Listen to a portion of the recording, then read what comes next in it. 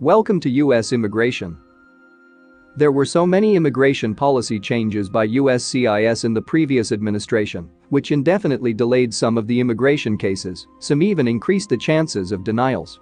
Today we have more good news from U.S.C.I.S. They are eliminating the policies which cause denials and slowly introducing friendly policies.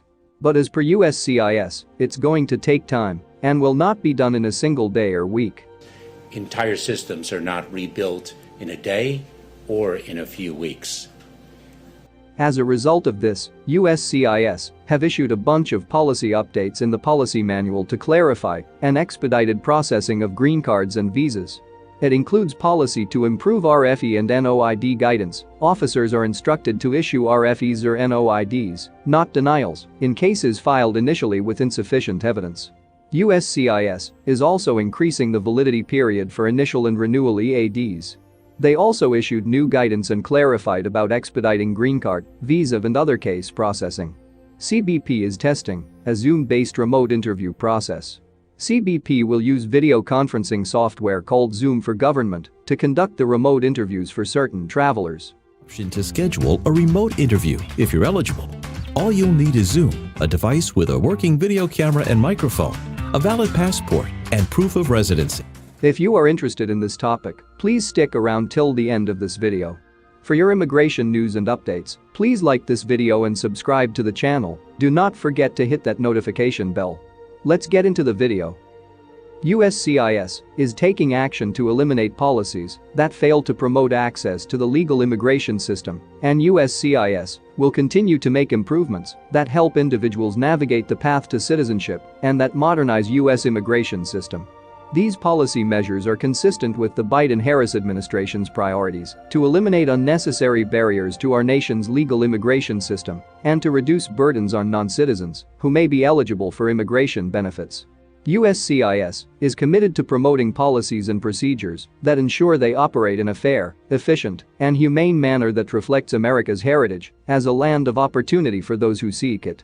In order to improve immigration services, U.S.C.I.S. issued bunch of policy updates in the policy manual.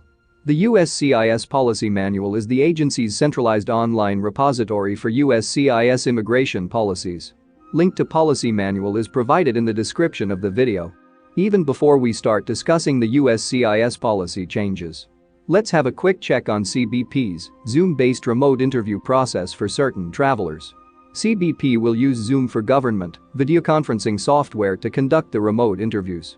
Applicants should ensure that their computer, tablet, or smartphone has a working microphone and camera and that their device is capable of running the Zoom platform prior to scheduling their interview appointment.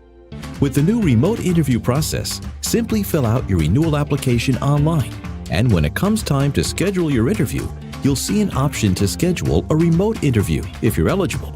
All you'll need is Zoom, a device with a working video camera and microphone, a valid passport, and proof of residency. Remote interviews take 15 minutes and require no preparation beyond the necessary documentation and downloading Zoom. A CBP officer will ask you about your personal information and your travel plans over a secure connection, just like an in-person interview. To be eligible, you need to be at least 18 years old, have previously submitted fingerprints and a recent photo, either when you first applied or at your last renewal, and have been granted conditionally approved status on your renewal application.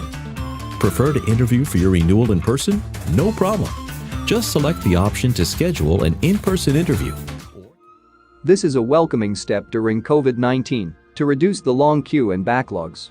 Since it's a pilot program, only few eligible Trusted Traveler Program members are allowed to complete enrollment interviews with a CBP officer through video teleconferencing. This is to ensure such remote interview process maintains high security and privacy standards. It's currently available only for permanent residents and not available for most other class of immigrants. Now let's get back into the topic of discussing changed U.S.C.I.S. policies. First, change policy. Policy related to employment authorization documents validity and renewal. U.S.C.I.S. received nearly 370,000 adjustment-related employment authorization requests in fiscal year 2020, and most of them were towards the end of year. Who qualifies for employment authorization To start with, there are two types of EADs. One is green card-based EAD, while the other is not tied to a green card. Green card-based EAD, this type of EAD is issued to those whose green card application is being processed. While a green card on its own covers both permanent residence and a work permit, in most cases, the processing time is quite lengthy. In some instances, applicants will need to wait for many years in order to complete their green card application process. To allow applicants to have a legal avenue to work and earn a living while waiting for their green cards, the U.S.C.I.S. can issue them an EAD, which serves as temporary authorization to work.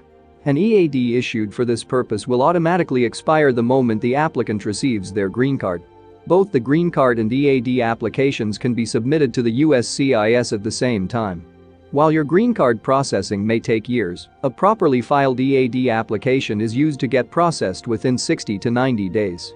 But U.S.C.I.S. received unexpected volume of adjustment-related employment authorization requests in fiscal year 2020, and most of them were towards the end of year due to influx of employment green card filing in October 2020. This has introduced a lot of delay in EAD processing timeline. This has indirectly impacted other classification of EADs as well, like EADs given for students and spouses of H&L visa holders. So U.S.C.I.S. has updated policy guidance, which will increase the current one-year validity period on both initial and renewal EADs to 2 years for certain adjustment of status applicants. Increasing the validity period on EADs for certain adjustment applicants is expected to reduce the number of employment authorization requests, and it allows the agency to shift limited resources to other priority areas. This guidance was issued due to ongoing processing delays affecting the completion of adjustment of status applications. Renewing EADs in this category is generally free, and U.S.C.I.S. received nearly 370,000 adjustment-related employment authorization requests in fiscal year 2020. Let's get into the next change policy. Expedited green card, visa and other case processing. During the immigration application process, your situation may suddenly change in a way that makes you need to hear back from the U.S. Citizenship and Immigration Services on your case quickly. If this happens, you may be able to submit a U.S.C.I.S. case expedite request to receive a quicker application decision. There is no fee to make a request. U.S.C.I.S. requires you to meet specific expedite criteria, like extreme humanitarian need or potential harm to a U.S. person or company, if your application isn't sped up, in order for them to approve your request. U.S.C.I.S. considers all expedite requests on a case-by-case basis. U.S.C.I.S. is updating its policy guidance to clarify the criteria and circumstances that may warrant expediting the adjudication of a benefit request. When can I expedite my case with U.S.C.I.S.? As mentioned earlier, U.S.C.I.S. decides on expedite requests on a case-by-case basis. Every applicant is welcome to submit a case expedite request to U.S.C.I.S. However, there are specific criteria that U.S.C.I.S. relies on to decide whether an expedite request is appropriate for the applicant's situation. You must submit supporting documentation to prove that your case falls under one of the following criteria for expedited processing according to U.S.C.I.S. policy. Clear U.S.C.I.S. error. Urgent humanitarian reasons. Severe financial loss to a person or company. Compelling U.S. government interests. What is new policy change in expedited request criteria? U.S.C.I.S. may expedite processing on your case if you can prove that a person or company will suffer severe financial loss if U.S.C.I.S. does not give you a decision on your case sooner rather than later. Here's an example of the sort of situation where U.S.C.I.S. might expedite your case. Imagine that you are joining a non-profit organization that needs to have you on their board to secure funding with a grant application. That grant application will expire before you hear back from U.S.C.I.S. The organization will not receive the grant without you on their team, and if they don't receive the grant, the non-profit will be in serious financial trouble.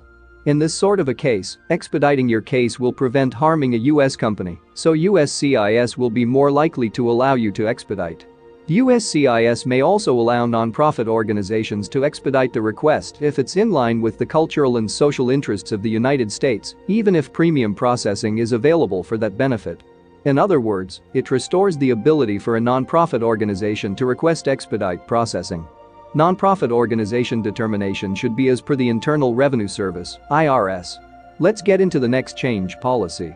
U.S.C.I.S. will issue R.F.E. to give a chance to applicant before directly denying an application. U.S.C.I.S. returned to 2013 policy for requests for evidence and notices of intent to deny.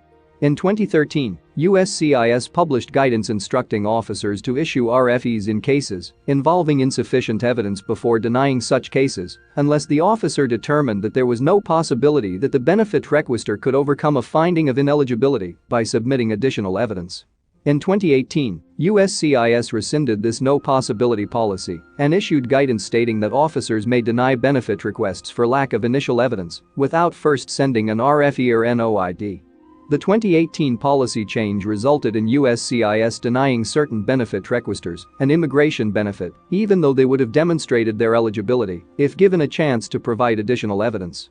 These eligible benefit requesters had to have their cases reopened or file another benefit request to provide the additional evidence to establish their eligibility and ultimately obtain the immigration benefit. The denial of such cases, therefore, not only increased the burden on benefit requesters, but was also an inefficient use of U.S.C.I.S. resources. In such circumstances, the use of an R.F.E. or N.O.I.D. rather than a denial generally saves both benefit requesters and U.S.C.I.S. time and money. In order to reduce barriers that may impede access to immigration benefits and ensure the agency is fairly and efficiently adjudicating immigration benefit requests, U.S.C.I.S. is returning to the principles of the 2013 policy by issuing RFEs and NOIDs when additional evidence could demonstrate eligibility for an immigration benefit. This policy will ensure that benefit requesters are given an opportunity to correct innocent mistakes and unintentional omissions and will help protect both benefit requesters and the agency from expending additional resources unnecessarily. What the new guidance means for employers and foreign nationals. The new guidance improves on prior restrictive adjudication policies. Under the reinstated R.F.E. and NOID policy, companies and foreign nationals may receive fewer outright denials on immigration benefit applications. U.S.C.I.S.'s recent reinstatement of agency deference in adjudications may prove to have more significant impact in this area. Which means, before rejecting an application, an officer should get supervisory approval if it was approved previously. This is a significant change from prior policy and practice. Hope the information presented in the video is useful. U.S. Immigration Channel will be releasing a video when additional information is available on any of these program or regulations. If you have not subscribed, please like this video and subscribe to the channel. Do not forget to hit that notification bell. See you soon in our next video.